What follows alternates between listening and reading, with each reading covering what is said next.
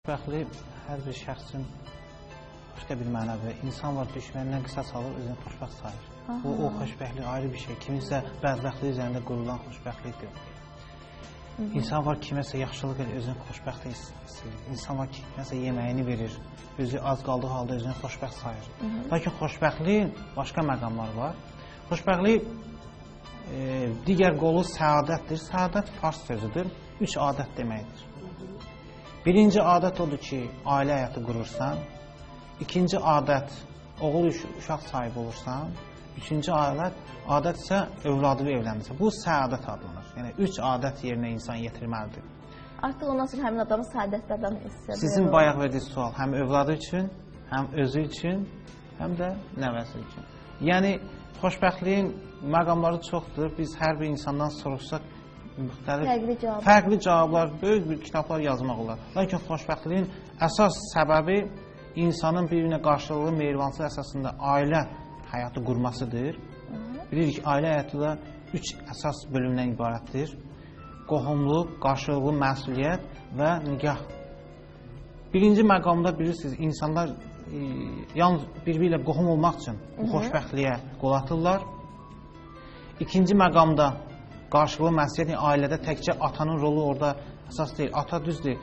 Ata gedib çörək qazanır, ana uşaqları saxlayır, xörək bişirir. Bilirsiniz ki, hələ eradan əvvəl 40-cı minildən 12-ci milinə qədər üst paralel dövründə ana xaqanlığı mövcud olub.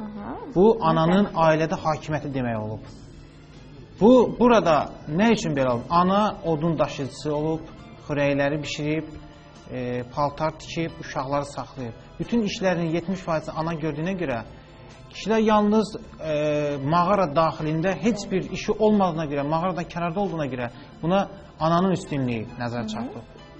Lakin müasir ailəmizdə ata ilə bərabər ananın da öz yeri var, ailədə nənənin də öz yeri var, babanın da uşaqlarında. Biz uşaqları dükana göndərib, biz nənəni, babanı göndərə bilmərik. Onların öz yeri nədir? Nağıl danışmaq uşaqlara, ailə daxilindəki məsələləri həll etmək, araya girib islah vermək, ananın rolu yemək bişirmək, atanın rolu pul qazanır. Lakin ümumi mənada onların ümumi borcudur ki, ailədə xoşbəxtliyi sağlamaq. Üçüncüsü insanlar, biz bayaq elədik, nikah. Nikah ona görə qurulur ki, insanlar təkcə bu 2 nəfər xoşbəxt olmur. Bu, ailə quran hər iki gəncin qohumları biri-biri ilə xoş davranır, biri-biri ilə yaxınlaşırlar, ünsiyyət qururlar. Əgər sabah bu ailə dağılırsa, həmən şəxslər artıq bir-birinə salam belə vermirlər. Deməli, bunların ümumilikdə biri-biri ilə əlaqə saxlamalı, bu 2 nəfər gəncin xoşbəxtliyi olub. Düşünürəm ki, xoşbəxtliyin hər bir insan üçün başqa bir anlam ola bilər. Hər kəs xoşbəxt olmaq istəyir, amma hər kəs xoşbəxtlik fərqli şeylərdir. Fərqli, bayaq qeyd elədim də, kimsə düşmənindən qisas alır. Biz bugün Qarabağda qələbə çalsaq, biz özümüzü xoşbəxt hesab edəcəyik. Düşmənlərimizdən təmizləyəcəyik torpaqlarımızı. Digər tərəfdən, dünyanın bir çox xalqları buna biganə baxar. Özlərini pis hiss edirlər. Bədbəxtsə, ermənilər şəxs özləri bədbəxt sayacaqlar. Niyə biz burada? Onlar xoşbəxt olmayacaqlar. Lakin o xoşbəxtliyin, bu bir xoşbəxtliyə heç bir əlaqəsi yoxdur. Xoşbəxt olmaq üçün gərək kimsə xoşbəxt olmaq üçün ümumiyyətlə hamını da razı salmaq olmaz. Xoşbəxtlik əsasən kiminsə bədbəxtliyi üzərində qurulur. Bir şəxs xoşbəxt olmaq üçün digərini, çünki biologiyada təkamül nəzərəsi ona uyğun bir nəzərədir. Biri yaşamaq üçün digərini məhv etməlidir. Bəli, xoşbəxtlik əsasən bu üzərində qurulur. Çünki dünyada bilirsiniz, dualizm doktrinası mövcuddur. Mənfi, müsbət, kişi, qadın, isti, soyuq, bunlardan biri olmasa digərini təyin etmək mümkün deyil. Həmişə gündüz ola bilməz, hamı yaxşı ola bilməz, hamı pis ola bilməz, hamı xoşbəxt ola bilməz. Biri bədbəxt olmalıdır ki, biz o xoşbəxtliklə bədbəxtlik arasında fərqi görə bilək. Nəyə görə bu şəxs? Yaxşı ki, baxaq sevinə, yəni bayaq dediyiniz kimi, insanlar var. Yəni, insan baxanda ki, onun başına bu hadisə gəlir, fikirləşir ki, bəli, mən xoşbəxtəm, ona baxanda müqayisədə mən çox qabaqdayam. Öz gününə şükür edir, bəli. Mən xoşbəxtəm, nəyə görə onları mən yaşamıram. Bəli, məncə xoşbəxtlik bu cür... Çox qəribə bir anlayışdır, belə deyək. Bəlkə də uzun uzadı, yenə qar yağacaqdı. Bəlkə də qarşına yenə kədər qəm çıxacaqdı. Bəlkə də uzun uzadı, yine kar yağacaktı. Belki de kapımı yine küleğin açacaktı. Çekil keder, yerini bil, saadet gelir. Sevin ürey, kalk ayağa, mehabbet gelir. Çekil keder, yerini bil, saadet gelir. Sevin ömür, kalk ayağa, mehabbet gelir.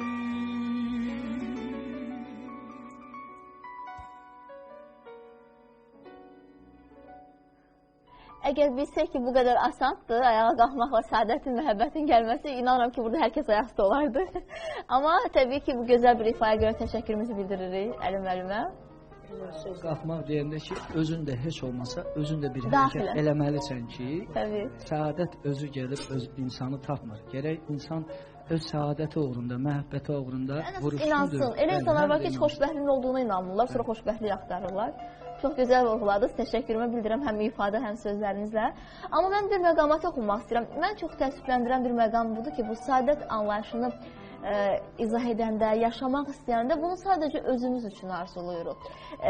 Yəni, xoşbəxt olmağı düşünürük, amma xoşbəxt etməyi bəzi hallarda yadırğıyırıq. Amma əslində çox böyük dahilər qeyd edirlər ki, əslində insan başqasını xoşbəxt etməklə özü xoşbəxt ola bilər. Bu anlayışı istəyirəm bir qədər izah edək. Yəni, doğrudan mı başqasını xoşbəxt etməklə, yəni onu sevindirməklə, ya ona hədiyyə almaqla, onun sevincini görəndə insan fərəhlənirmi? Bu, insana xoşbəxtlik bəxş edə bilərmi? Bəli. Deməli, musiqiyə görə çox sağ olsun, sözlər çox gözəl də düşündürür ki, həqiqətən saadətdə orada deyir ki, məhəbbət. Məhəbbət olmasa saadət olmaz. Çəkil, kədər, yerini ver.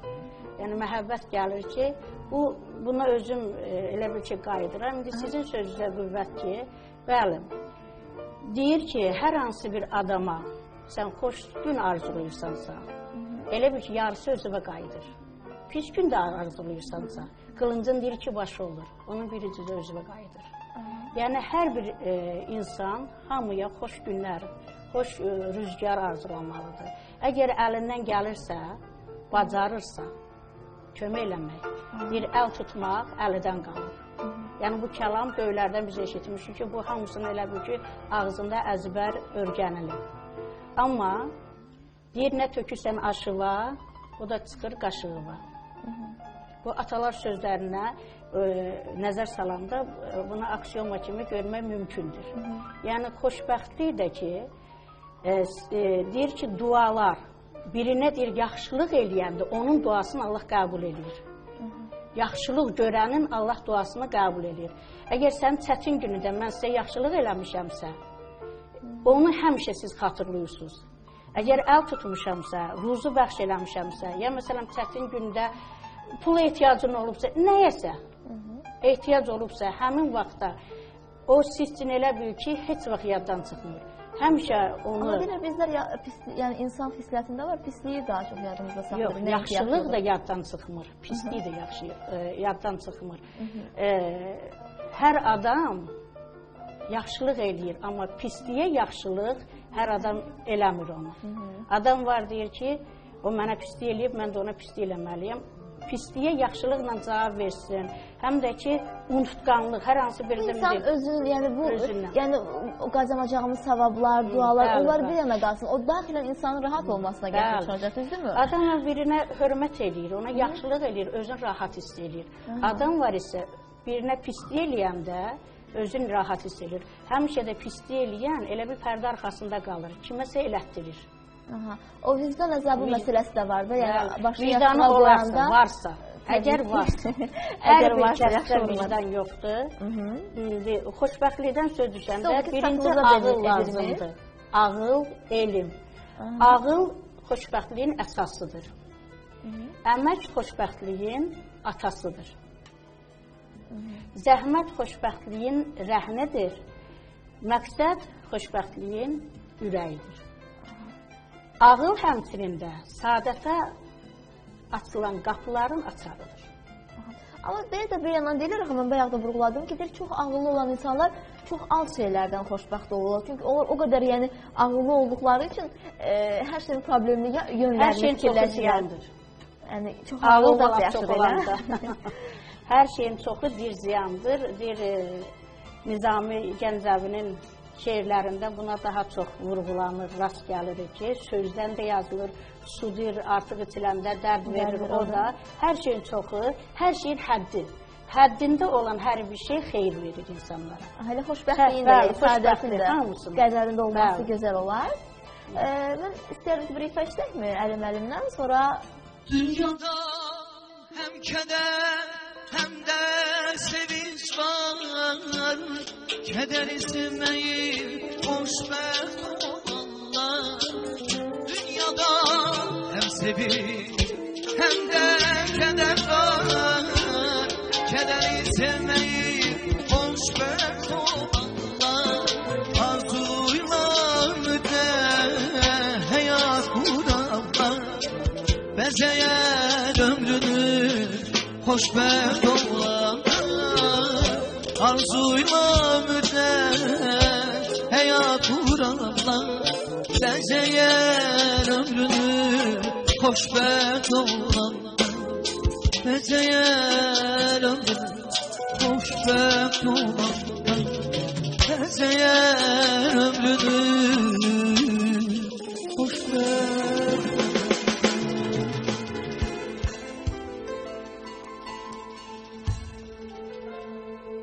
Minnətdarlığımızı bildiririk və bu mövzuya istərdim ki, Akşin müəllimin də bilirəm ki, fərqli bir yanaşması olacaq. İstərdim ki, bu bir çox dünya psixoloqlarıdır, ümumiyyətlə Azərbaycanın özündə də depressiyadan əziyyət çəkən insanlara bir çox hallarda müraciət edən, onlara ilk başda məsələ özlərini xoşbəxt hiss etməkləri üçün mərhəmət hissi aşılanır və imkan daxilində bu özü düşünülməməlidir ki, mənim pulum yoxdur, mən xeyirxahlıq edə bilmərəm, düzdürmü? Bir çoxlarımız fikirləşir ki, mən özümlə hayda, problem içində depressiyadayam, mənə deyir ki, kiməsə yaxşılıq eləm. Amma bu yaxşılıq adi bir kiçik bir hədiyyədən belə, yəni 20 qəpik dəyəri olan bir şeydən belə ola bilər, düzdürmü? Yəni bunu istəyirəm izah edək. Bilirsiniz, yaxşılığın da öz məqamı var. Kimisə xoşbəxt eləmək ola bilər ki, əksinə onun bədbəxtliyinə gətirib çıxartsın. Biz bilmirik onu. Biz bir insana xoşbəxt, belə deyək də, yaxşılıq eləmək istəyirik ki, onun yaxşılığına görə, lakin o insan üçün problem yaradır. Avropa ölkələrində, görürsünüz, ailədə əgər övladlardan biri, ailə üzvlərdən biri bir işlə məşğul deyirlər ki, bu onu xoşbəxt eləyir. Qoy müəyyən müddət o xoşbəxtliyi yaşasın. Lakin bizdə buna özbaşınalıq kimi ad verilir ki, uşaq ya gənc, deməli, nə istəsə, onu xoşbəxt edirsə, onunla məşğul ola bilməz. Bilirsiniz, bir şəxsin istədiyi zaman ona yaxşılıq eləməklə, bəzən də bilmədiyi bir zamanda, lakin ona uyğun olan bir məqam olsun. Məsələn, bir nəfərin imkanı yoxdur, tutaq ki, bir əziz bayram günündə evində bir şey yoxdur, ona birbaşa desən, yardım bəlkə onu qəbul eləməzsin. Doğrudurmu? Dolayısıyla yolla o yaxşılığını edəndə və onun uzaqdan sevindiyini görəndə insan rahatlar. Şəxsən mən kimisə yaxşılıq edəndə çox rahat oluram. Çox qəribə bir şeydir. Yəni, həmin ehtiyacı olan insan adi bir, yəni deyək ki, siz bazarlıqdan xoşbəxt olur, amma tutaq gedək başqa bir ailəyə, ona həmin bazarlıq verir, o ki, onda onu xoşbəxt eləməyəcək. Biz qəbul edəcək. Bəlkə onu biz təsir göstərsin. Lakin məqam var da, o məqamda o yaxşılığı edirsən, əvvəlcə görürsünüz, televiziyada üzr istəyirəm, bir veriliş gələndə deyib, müəyyən bir əziyyət çəkir xəstədən uşaq, orada bir sponsor var, adının bilinməsini istəmir. Deyir ki, mənim adımı çəkməyir. O nəsə bilir, onu edir. Çünki ola bilər ki, o sponsor bilir ki, mən birbaşa bunu eləsəm, bəlkə o şəxsin xoşuna gəlməsi, ya ki, tanıdığı bir adamdır. Ona görə insanların xoşbəxt eləyirsən, sonra bir məqamda açıqlayanda... Özlərini reklam etməmək üçün onu daha çox, yəni pullarını çox olmağı gizlətmək üçün edirlər. Belə də ola bilər, belə də ola bilər. Lakin biz fikir verək ki, biz filmlərə rast gəlmişik. O insanı xoşbəxt eləyirlər. Sonradan açıqlayanda ki, bu sənə müəyyən yoldan gəlib, o insan dərhal, belə deyək də, mənəvi cəhətdə sınır. Xoşbəxtlik təbii olan bir şeydir. İnsanlar bir-birinə əl tutmalıdır. İnsanlar bir-birinə məqamlarda köməklik eləməlidir. İnsanlar öz övladına görə valideyni üçün, qonşuları üçün, eli üçün, xalqı üçün hər şey eləməlidir. Təkcə ailədən getmir şeylər. Bir Azərbaycanlı kimi xaricdə əgər sənin, belə deyək, xalqlığa qarşı, dövlətçiliyə qarşı, rəmzlərə qarşı bir hörmətsizlik olunursa, əlbəttə buna bir yerə qalmaq olmaz. Öz xalqın üçün də, insan öz xalqının da gələcəyi üçün hər şey eləməlidir, təkcə ailədə deyil. Dostlar, düşmənin üçün də belə yaxşılıq eləməyə dəyir. Çünki düşmən öndədir. Düşmən bir cəbhədə olur. Amma düşməndən qorxmaq lazım deyil. Düşmən məlumdur. Vay o gündən bəli. O şəxs ki, sənin üzvə gülür, o sənin dostun, düşmənindir, dostun deyil. Əgər biri sənin üzvə haykü edirsə, gülür səninlə, bu sənin dostundur əslində. Bildirir də mən buyam. Məndən özü gözlə. Lakin bilirsiniz, xoşbəxtliyi indi biz başda izah eləməyə ki, səadətdir, rahatçılıqdır. İnsan var, sadəcə oturur, bir mən yemirəm, içmirəm, mənim yeməyə verim, birinə otur, ondan xoşbəxt özü sayır. Bəli, o artıq onun qanuna olur. İnsan var, görürsünüz, kitab paylayır. Kitabı olmayan uşaqlara, imkansızlar özünü xoşbəxt sayır. Xeyriyyətçilik edir. Ondan gəlir də yoxdur. İnsan var, görürsünüz, qazancının xeyrini verir başqasına, paylayır, uşaq bağçalarına, xəstəxanalara. Deyir, mən özümü xoşbəxt sayıram. İnsan var, övladı yoxdur, digər, məsəl üçün, atası uşaqlara yardımlar göstərir. İnsan... Bu da bayağı dediyim kimi, depressiv hallarda insanın özünə də, çünki bunu hətta psixologlar özləri məsləhət verirlər. Onu o işdən yayındırmaq olmaz. Çünki o insan özünü təsəlli verir, sakitləşdirir. O qayda ilə sakitlik yaradır özündə. Siz bayaq dediniz ki, bəlkə də mən hər bir valideyn övladına görə hər şeydən keçər. Yer üzündə, yəni insandan başqa bütün varlıqlar belə deyək, öz övladlarına biganədir. Lakin insan biganə qalmır. Elə valideyn var, biz misal gətirmirik onları. Əksərən insan öz ətrafındakı, çərçivədəki insanları xoşbəxtlik bəxş eləməlidir. Onlar üçün problem yaratmamalıdır. Ondan başqa işlədiyi yerdə, yaşadığı mühitdə, ətrafındakı insanlar arasında bəli, insan yaxşılıqla hörmət qazanır. Kimsə pisliyə hörmət qazana bilmir. Və ən əsası xoşbəxt olur, hörmətdən özü də xoşbəxt olur. Və ən əsası da dediyiniz kimi səadətə qovuşur. Amma bir məqamda var ki, siz bayaq çox böyük maddiyyat tələb edən bir çox yaxşılıqlar saydı, hətta bir yeməyi belə saydınız. Mən bir yazıda oxumuşdum internet saytlarının birində. Orada bir, yəni ki, jurnalist bir xanım qeyd eləmişdi ki, məndir evimdə hərdən olur 20 qəpik dəyəri olan bir kukluz alıram. Onun içindən hədiyyələr çıxır. Üzük, nə bilim, sırğa. Evimizdə bir dilənçi gəlirdi, bir xanım gəlirmiş. Həmin oradan çıxan, deyək ki, aksesuarları, bujuteriyaları həmin xanıma verir. Deyir ki, həmin xanımın sevinci hədudu yoxdur. Çünki nəzərə alsaq ki, o da xanımdır. Düzdürmü? Xanımları bu qızıl, bəyərli əşyalar, hədiyyələr sevindirir, xoşbəxt edir. Amma artıq onu fərq eləmir, o dilənçidir və ya hansı vəzifədədir.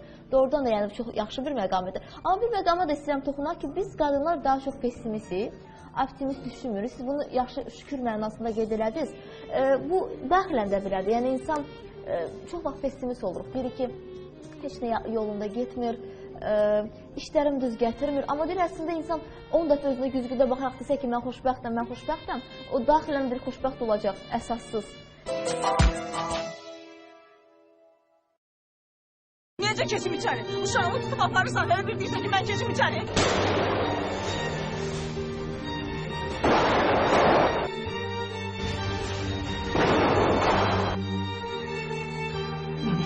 Başa düşdün? Başa düşün. Öz işinizle meşgul olmalısınız. Kimi gönderir? Yalandan deyirdiniz. Raportu imzalamışım.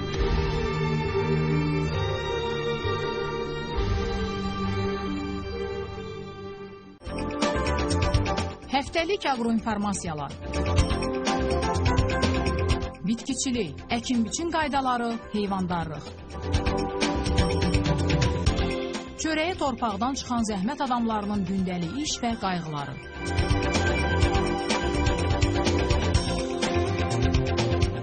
Sağlamlığın etibarlı mənbəyi ekoloji təmiz məhsul. Proqnozlar və nəticələr. Çərşənbə günləri saat 19:45-də Bərəkətdə. Bərəkətə baxın ki, torpaqlarınız və süfrələriniz bərəkətli olsun. Hər vaxtınız xeyir olsun, hörmətli tamaşaçılar. Dünyada və ölkədə baş verən ən son iqtisadi hadisələrin yekunu şərhi, dünya bazarlarından ən son maliyyə proqnozları, həmçinin ən son texnoloji yeniliklərdən Biznes Qlobalda xəbərdar ola bilərsiniz.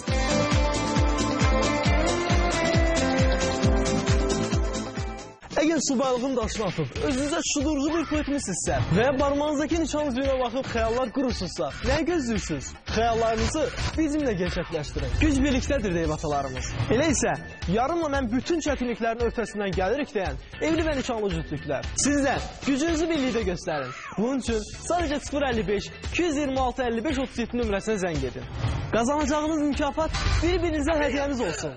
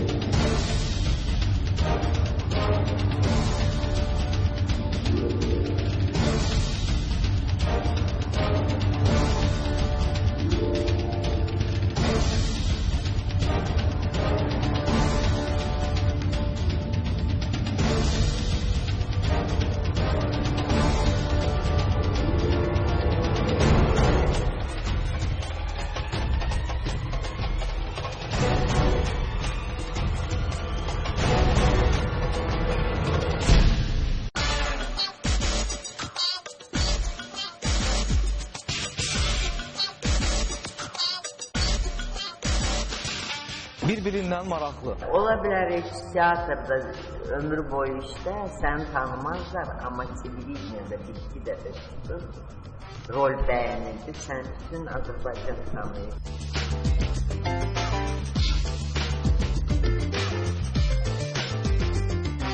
Səhnəyə çıxanda mən hər şeyi unuduram. O tamaşaçıları görəndə, salonu görəndə elə bir mən həyata qayıtdım. Və biri digərindən maraqlı. Sənət taleləri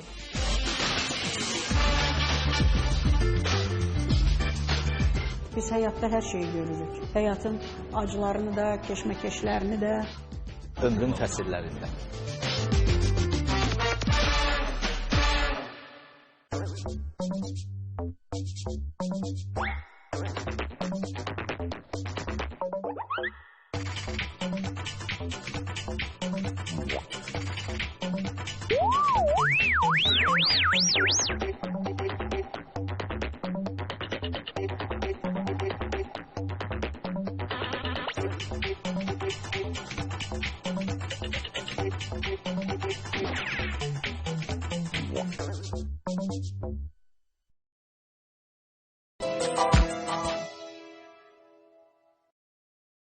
Yəni, bax, bu barədə sizə niyə biz pessimistik və optimist olmaq üçün onun bəs xoşbəxtliyə açarı nədir, bu barədə danışardınız?